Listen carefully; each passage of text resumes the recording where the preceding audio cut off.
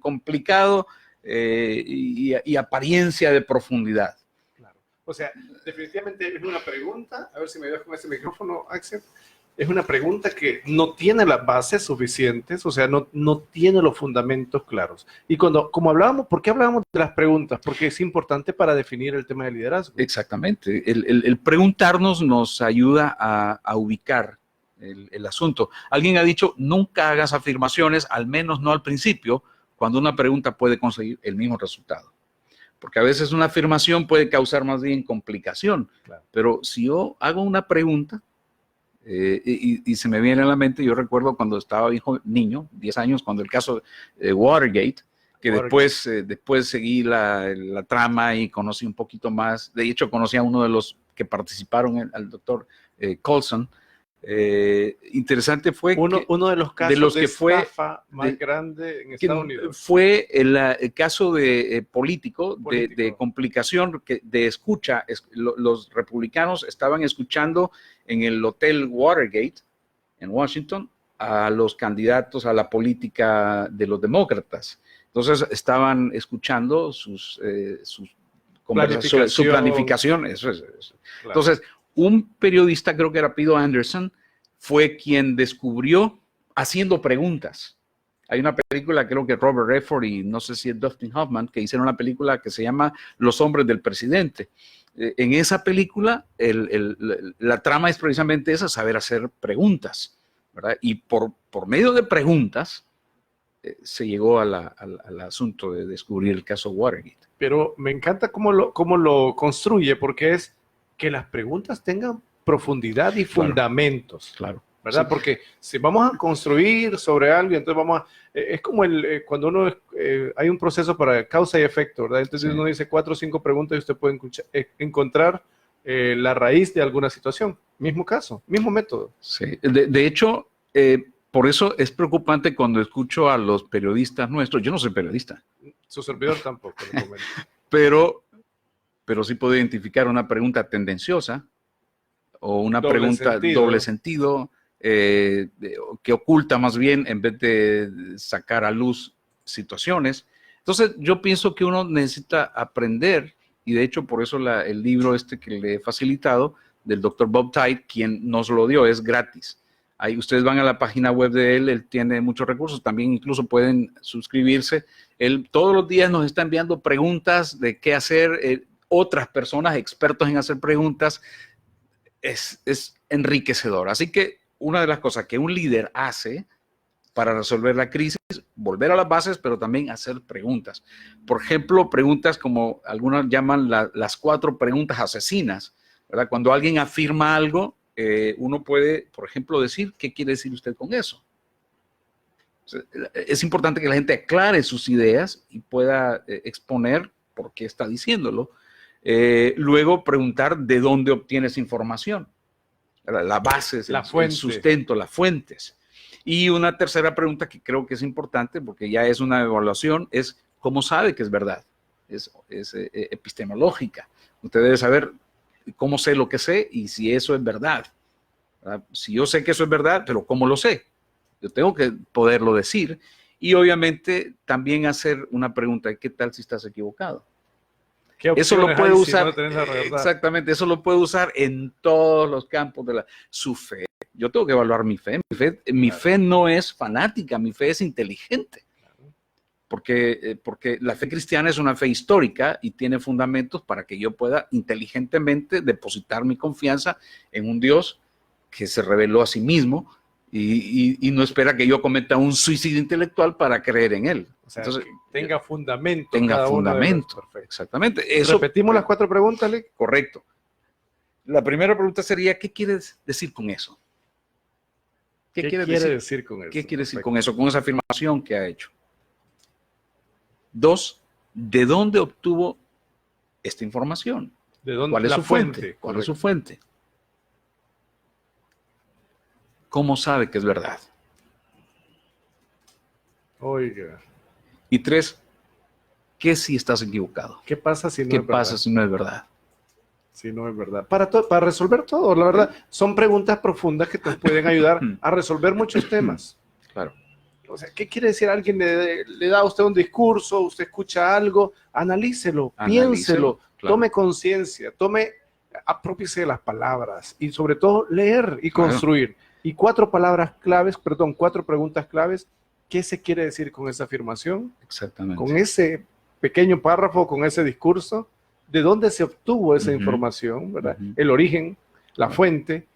¿Cómo se sabe que es verdad? ¿Cuáles son los fundamentos? Claro, aplíquelo a todo. A todo puede aplicar. A todo, aplíquelo. ¿Y qué pasa si eso que le dijeron y esos fundamentos que le comentaron y todo lo que le no son verdad? Entonces tengo que ser proactivo y buscar las bases, entonces crítico, un pensamiento crítico. Eso en realidad eso es lo que buscamos, es un pensamiento crítico para que el liderazgo que usted ejerce en su hogar, en su vecindario o en su empresa, tenga esas cualidades. Y voy a ir más allá.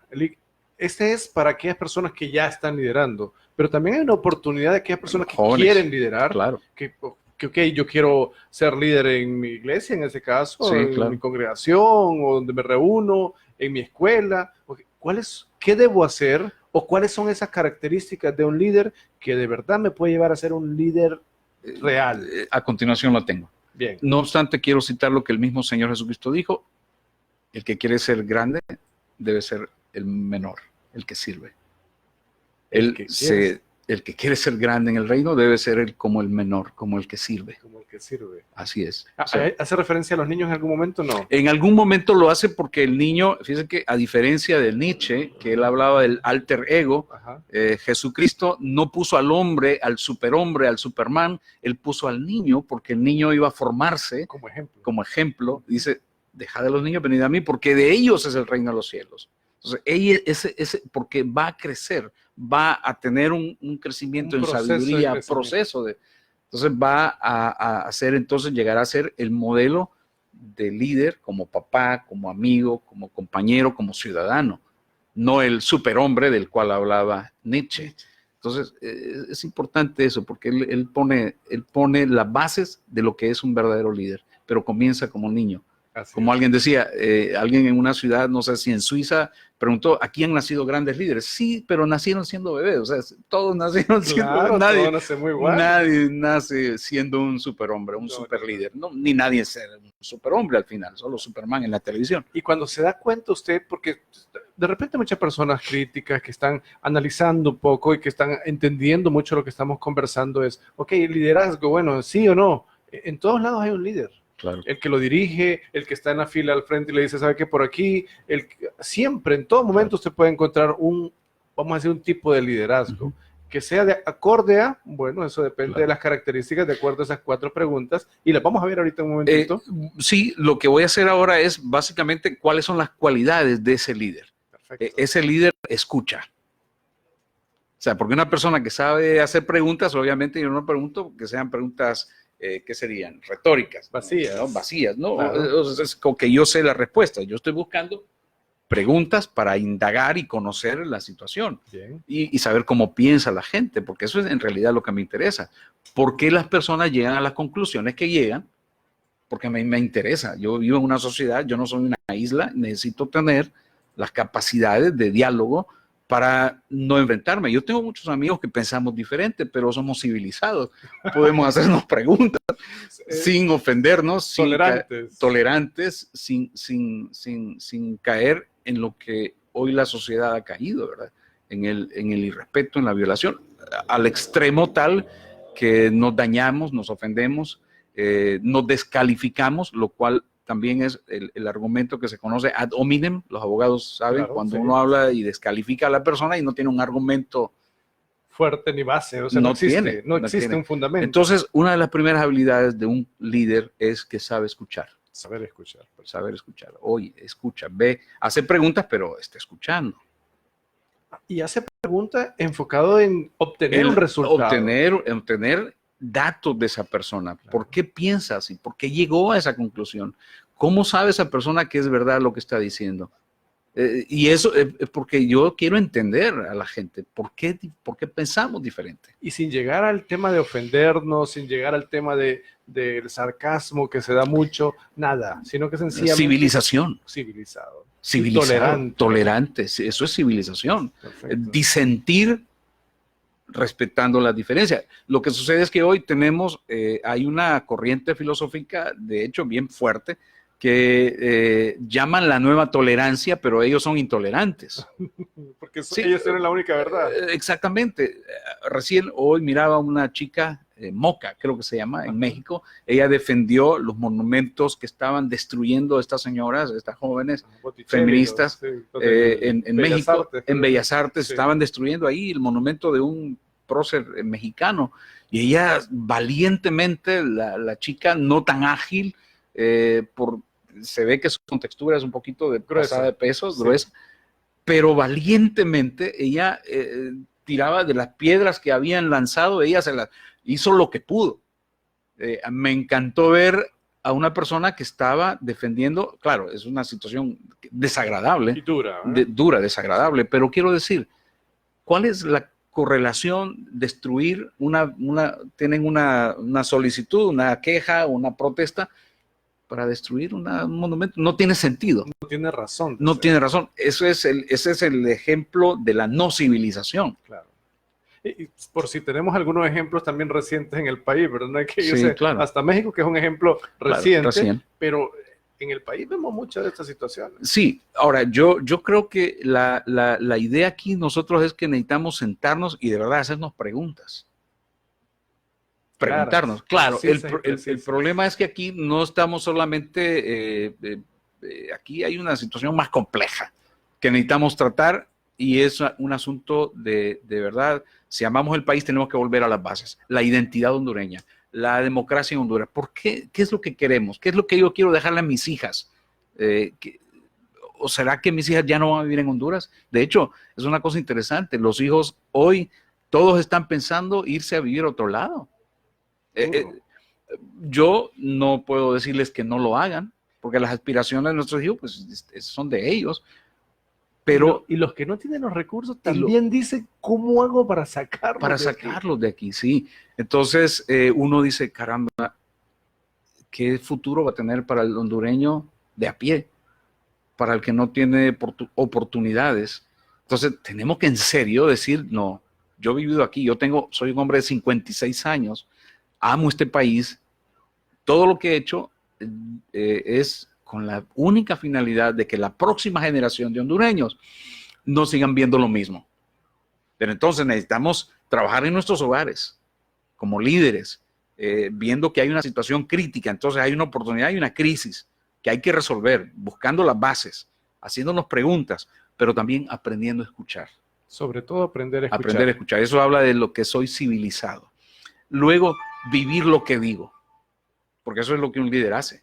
Congruencia. Congruencia con mis palabras, ¿verdad? Lo que digo, eso hablo, porque si no, serían del dicho al hecho, hay mucho trecho. Hay mucho trecho. Entonces necesitamos que se viva lo que se dice, y eso es sumamente importante. En tercer lugar, persuadir.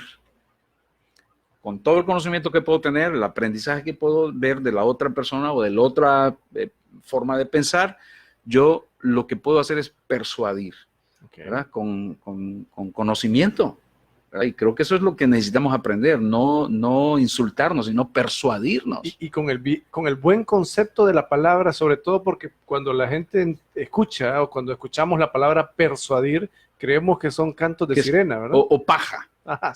Así, o paja, en el argot y en la coloquialmente sí. Paja, no, es persuadir, es mostrarle a la gente con hechos las razones de por qué su posición no responde a las preguntas esenciales de la vida, sino que está más bien bateando y nos está distrayendo. Pero eso tiene que haber una capacidad de diálogo, de plática. De análisis. De análisis. Entonces, persuadir tiene que ver con eso. Y porque el problema es que nosotros venimos y a la fuerza queremos hacer las cosas y pues algunos tienen a la fuerza el asunto, pero ahí sí, como diría uno, Miguel, cuando estaba en la universidad, que llegaron los de Franco y dijeron, ¡viva la muerte! Y lo quisieron sacar de la universidad. Él dijo, podréis vencer, pero no convencer. Vencer, pero no convencer. Exacto. Entonces, la fuerza. A la fuerza.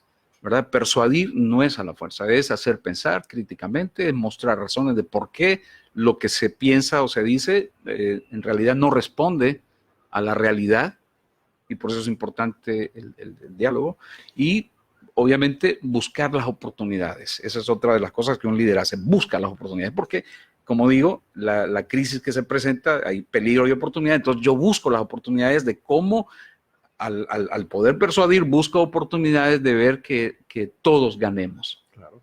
Que todos ganemos. Y volvemos al básico, ¿verdad? Cuando hablaba de liderazgo, es que exista un fin común y que esas oportunidades vayan ligadas a la situación que se está liderando o a la situación que se está buscando resolver. Sí, señor. Voy a decirlo así rápidamente. ¿Tenemos una crisis en el país? Definitivamente hay una crisis. Absolutamente. ¿Se requieren líderes? Se necesitan líderes urgentemente. Es urgente. ¿Existen esos líderes? Sí, los hay. Lo que ocurre es que hay una, como aquí ya no es solamente un asunto de ideológico, político, también hay de delincuencia, hay situaciones complejas que necesitamos como ciudadanos preocupados, este tipo de programas que orientan. Yo más bien le animaría un día que con todo el montón de gente que haga un simposio y de pronto una donde se pueda... Una conferencia abierta. Multidisciplinaria, donde necesitamos gente pensante que no están en función de un interés ni económico, ni político, ni ideológico, simplemente que estamos en función de la futura generación, la futura Honduras, que se espera, que se puede hacer. Y es precisamente lo que hacemos, buscar ese talento, esas personas pensantes, claro, nacionales e internacionales, claro, que nos aporten a la sociedad. Porque como usted bien dice, hay N cantidad de oportunidades de escuchar N cantidad de situaciones. Sí. ¿Cuántas de esas tienen fundamentos? Exacto, ese es el punto. Opinión desde la ignorancia. Exactamente. O se busca persuadir desde cualquier discurso, como usted decía, sin fundamentos. O cuántas de estas personas que traemos, que buscamos compartir ese conocimiento con los radioescuchas y los cibernautas, tienen claro la razón de ser, exacto, de cada uno de los temas que estamos tocando. No es fácil, porque definitivamente no es lo que hasta cierto punto vende, vamos a decir desde el punto de vista comercial, exacto, pero sí es lo que se necesita. Es lo que se requiere, es lo que se requiere. Vuelvo otra vez, eso es lo que yo quiero dejarle a mis hijos y a mis nietos, es lo que yo quiero ver en Honduras, la misma historia de siempre. Mi abuela decía, sigue el maíz a peso. Sigue el maíz a peso. Debe cambiar. Y por último, el líder se goza con el éxito de otros, porque como hay fin mutuo, de propósitos mutuos, el líder se goza con el éxito de otros. De verdad, no tiene envidia. Tal vez otros tengan mejores ideas. Pues eso es lo que es un líder. Claro. Un líder en realidad al final identifica las mejores ideas y las pone a trabajar.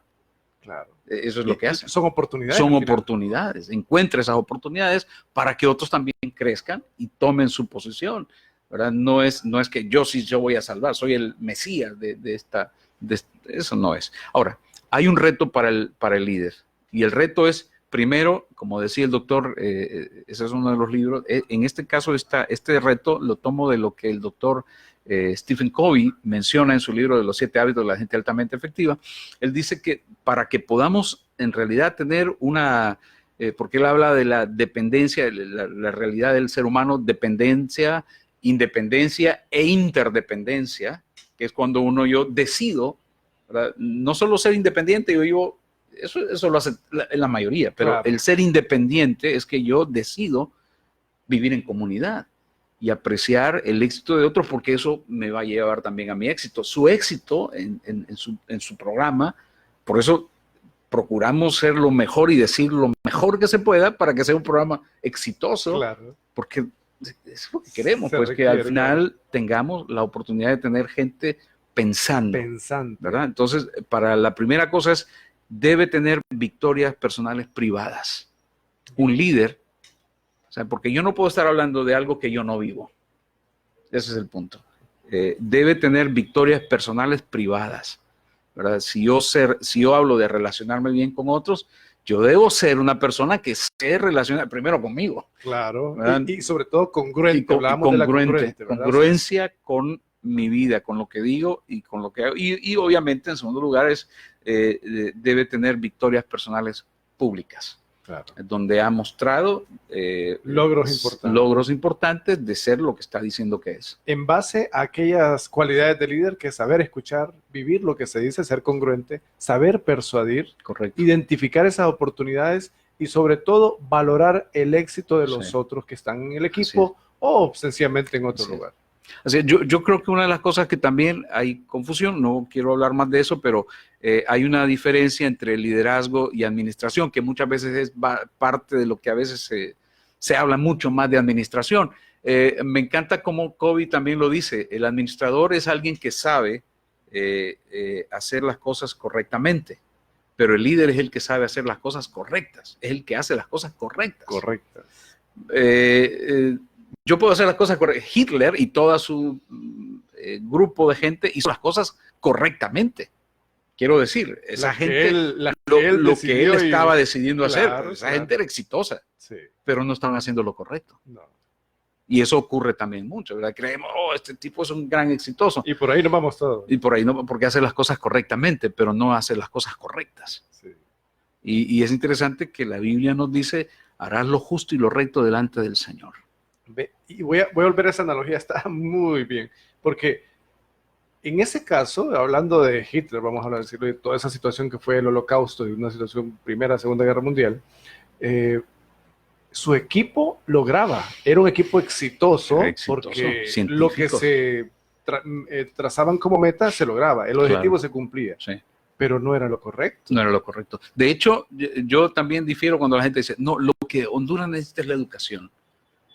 Parte es la educación, porque nunca hubo un país, o por lo menos en el siglo pasado, en la historia, un país tan educado como Alemania, la Alemania de Hitler. Y vea lo que pasó, ¿verdad? Tuvo genios en las matemáticas, en la física, en la química. Ciencias. Genios, gente educada, pero al no tener las cualidades del carácter, al no tener el conocimiento de la verdad, fundamento, entonces simplemente el liderazgo era eso, simplemente un instrumento mal usado.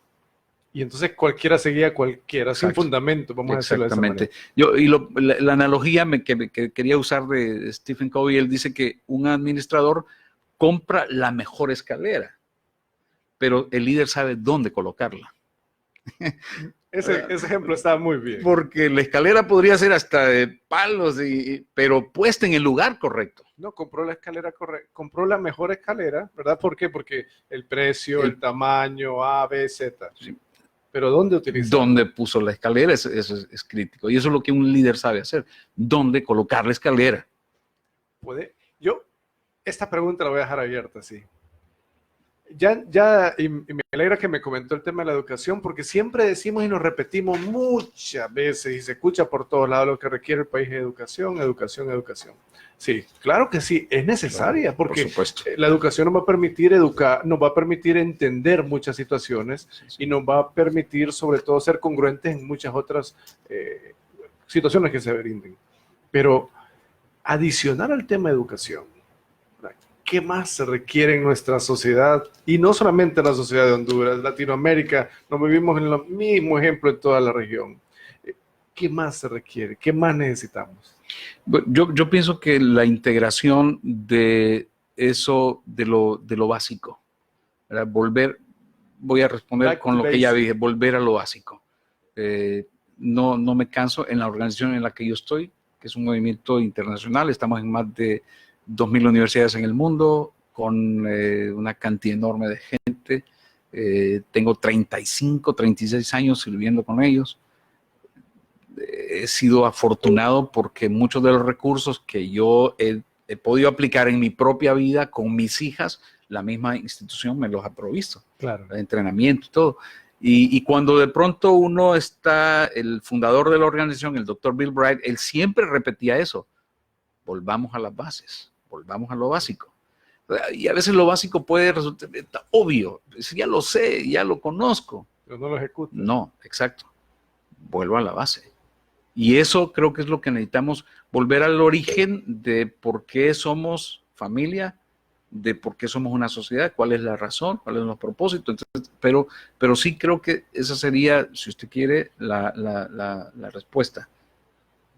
Volver a la base, a lo fundamental. ¿Y la base de una sociedad es? Es la familia, que debe ser enriquecida, debe ser modelada, porque de lo contrario vamos a tener los malos ejemplos que hasta ahora hemos tenido, ¿verdad? Hogares no constituidos, hijos que no crecieron con ese modelo de papá, donde pues entonces ese vacío no saben cómo llenarlo. Es triste, de verdad.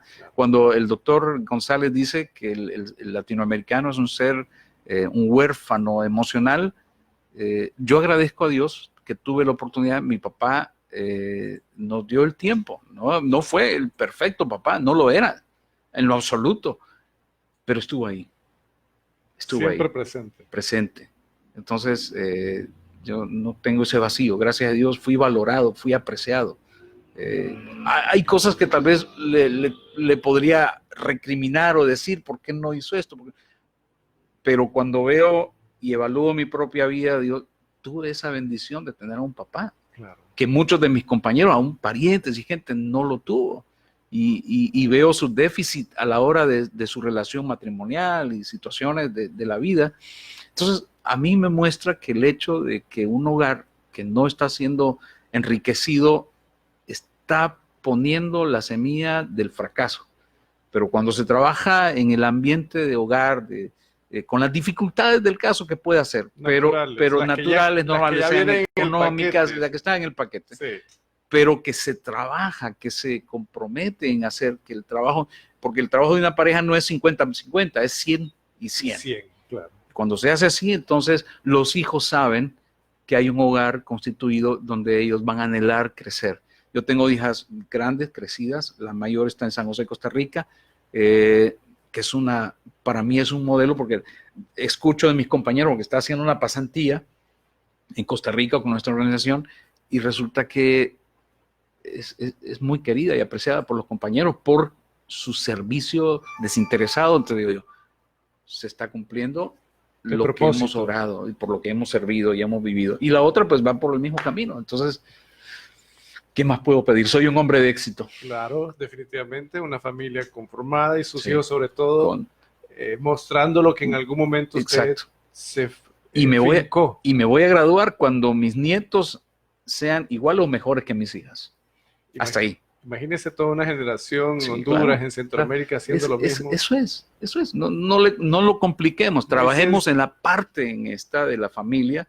Integremos el principio de Dios, si ustedes me lo permiten. La forma para poder llegar a ese reto es colocando a Dios en nuestra centralidad de nuestra vida, en nuestros pensamientos, para que sea quien gobierna en nuestra idea, en nuestra vida. No es fácil, pero es la respuesta. Esa es la respuesta. Es la respuesta para y no es simplista. No, y de hecho hasta viene con un libro de instrucciones, ¿verdad?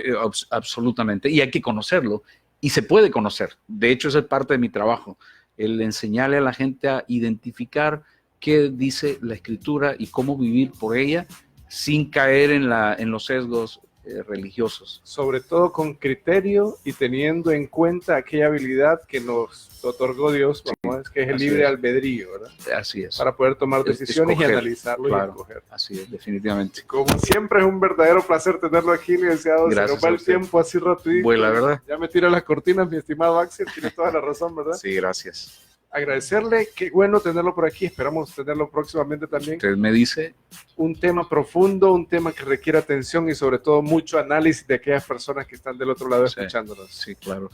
Espero que en realidad haya sido útil, que puedan solicitar el libro a través de, al escribir y pedirlo, pues es gratis. Ustedes pueden luego, ahí en el mismo libro, está la página web donde el señor Bob Tite tiene más recursos, no solo de él, sino que de otra gente que él se ha hecho colegas, compañeros. Él anuncia otros libros de otra gente que puede enriquecer esa tarea de hacernos preguntas. Para mí es crítico eso, por eso quise traerlo. Rápidamente quiero saludar a algunas de las personas que estuvieron pendientes de la señal: Hilda Dubón, Diony Aguilar, Irina Fabiola, la doctora, Nájera Emanuel, don Cristian, Cristian también, bueno, Nájera, y correcto, y Cristian Majano, la doctora Carmen Vázquez, que también estuvo pendiente de la señal. Agradecerles a todos e invitarlos el día de mañana, un tema más de interés.